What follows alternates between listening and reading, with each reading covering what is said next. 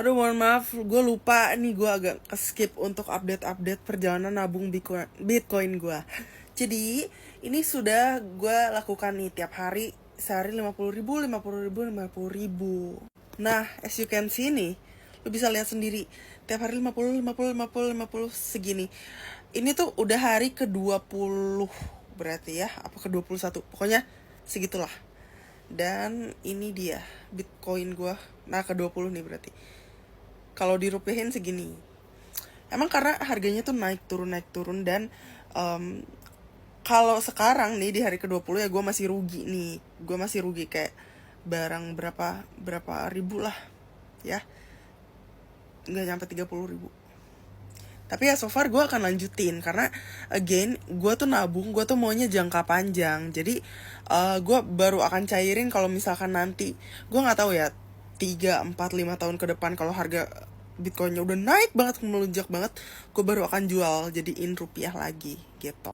Ya so far kalau misalkan lu mau lebih tahu tentang Bitcoin, cari-cari tahu dan segala macam, ya video Timothy Ronald lah, terus kayak influencer keuangan juga banyak banget lah yang udah bahas. Cuma kalau gue di sini, gue cuma mau ngerekam dan ini tuh jadi kayak diary gue aja sih buat tentang gue nabung gitu.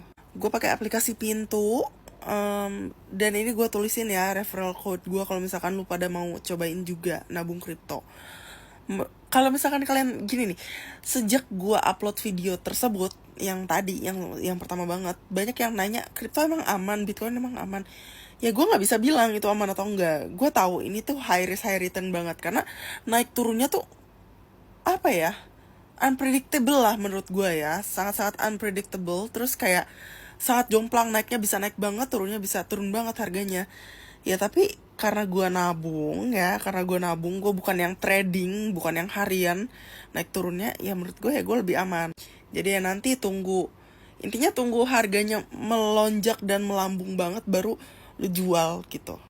Lu sendiri gak bisa cuma nanya-nanya ke orang ini aman ini gak aman, karena bisa aja nih sekarang gue bilang aman, tapi siapa tahu gue tuh gak ada pengetahuannya gitu.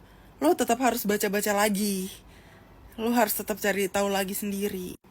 Intinya gini, kalau misalkan lu ada duit dingin ya untuk investasi, karena ini termasuk investasi yang high risk gitu. Kalau investasinya high risk, berarti lu tuh harus semakin lama nabungnya. Nggak bisa yang kayak lu berharap 2 bulan, 3 bulan lu udah kaya raya, nggak bisa. Yang kayak gini, investasi yang high risk, yang nabung yang high risk gini, menurut gue tuh baru akan aman, baru akan cuan itu ya setelah beberapa tahun.